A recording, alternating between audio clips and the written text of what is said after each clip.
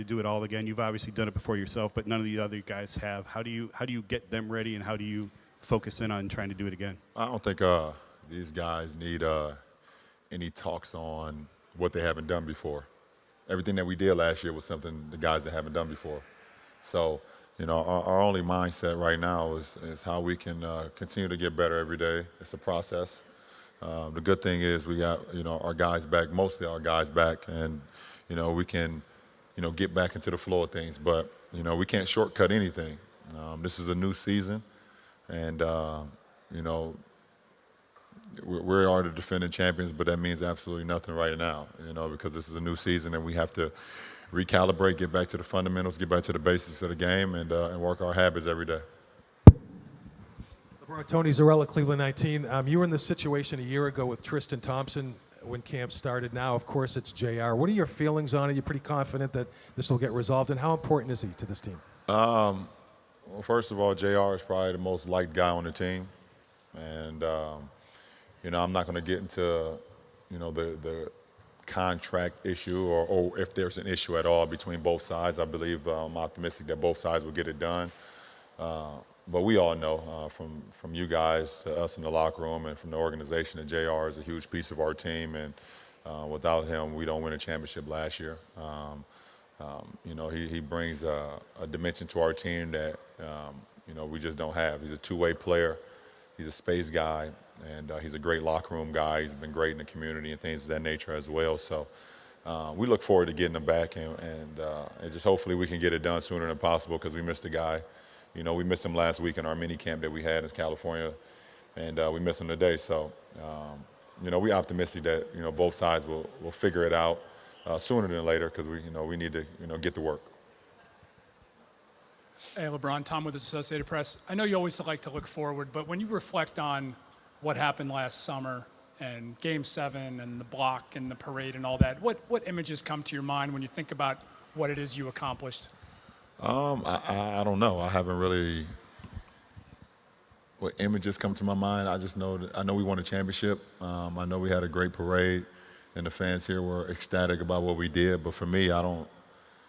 It hasn't hit me. I don't really look back on it. I always say that once I'm done playing the game, I'll have an opportunity to kind of sit back. I've been working all summer. I don't stop. So I haven't had much time to just sit around and look at the accomplishments we made or what we had and what we did. But I know it was an incredible ride, and I was happy to be a part of it. Joe Varden, Cleveland.com. Hey, LeBron. At the end of last year, right after winning, you mentioned that this was probably about the happiest you had been in your career, or at least a long time. Now that you're through the summer, and it seems like you had a good summer, are you still there? Do you still have that kind of feeling, or do you transition from that into the new year? Well, I think that moment will never be forgotten, obviously. What we were able to accomplish, what I was able to accomplish, and my second year back here with the franchise will go down in history, obviously. But for me, it's a new season. I've always looked forward. I'm not a guy who dwells on the past too much. There are going to be so many more challenges, so many different obstacles that we're going to have to face this year as a ball club, and we have to just be mentally focused, mentally prepared for it all, and I think we will be. But it will not be easy, and it shouldn't be. I don't think. My 2 years here has never been easy, and in my 13-year career so far, nothing has been easy. So I look forward to the journey and the work that lies ahead. David McMenamin, ESPN. LeBron, last year at Media Day, you said something along the lines of, I could use an extra month of being off. It came rather quickly this year. Yeah. We've seen it, the Versa climbers at 5 a.m. and things of that nature. Does that suggest that maybe physically you're in a better place year 14 than you were year 13 at the beginning? I could use the extra 2 months. We all could. Next year it'd be 3, and the following it'd be 4. I can always use more off season, but it is what it is. That's the price you pay. I would take it. Like I told you last year, I'll take it. I'll take a short summer, to be able to play in the finals. It's something that, as a kid, you always kind of watched and wished you could be a part of that, and to be, one of the 2 teams out of 30 to be able to represent the Larry O'Brien Trophy is something that you honor and cherish. So, but there's no summer. There was no summer for me. LeBron, Rick Nolan from the Medina Gazette.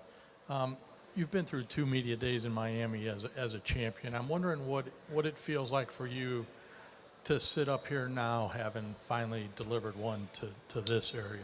It feels great. I'm looking forward to seeing the banner back there go up, and it says, world champions. 2015, 16, us also put another Eastern Conference championship up there, the division title, things of that nature. It's great to be able to have accomplishments along the ride, and you be a part of it. It's very, very humbling, and it's an honor to just be able to play the game that I love to play, the game that I would do anyways, no matter what, with no cameras, no anything. I love to play the game, and when you're able to reach feats of that nature and do it with guys that you enjoy, it means a lot. So to be able to sit up here, once again and say that I'm a champion, it means a lot. It means a lot to me for my own personal goals, and I know it means a lot to everyone in Northeast Ohio and anyone that has anything to do with Cleveland sports history.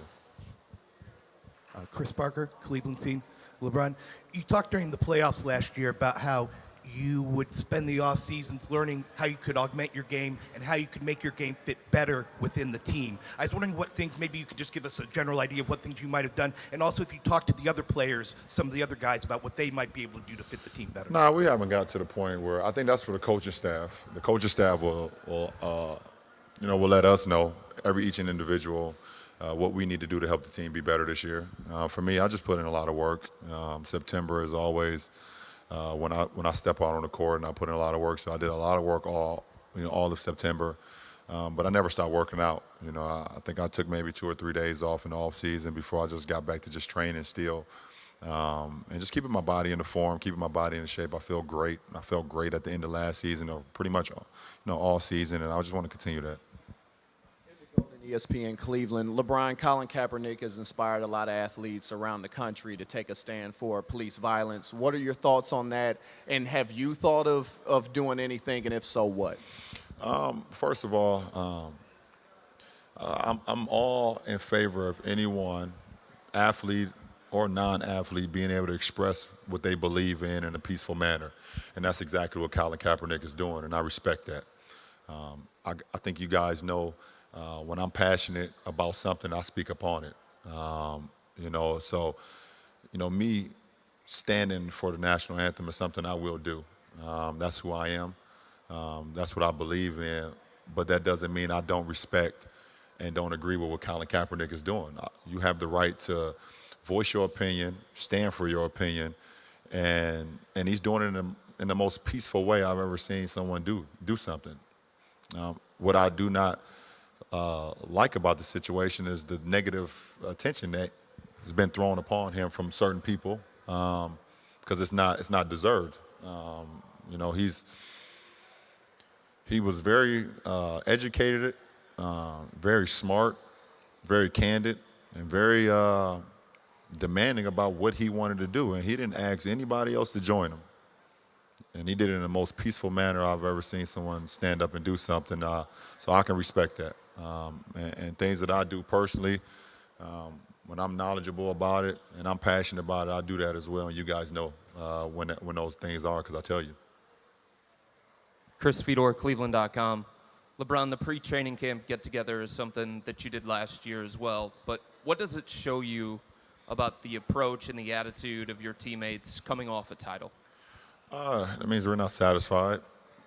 We're not satisfied with just winning, one championship, or not satisfied with just being successful. We want to continue to get better.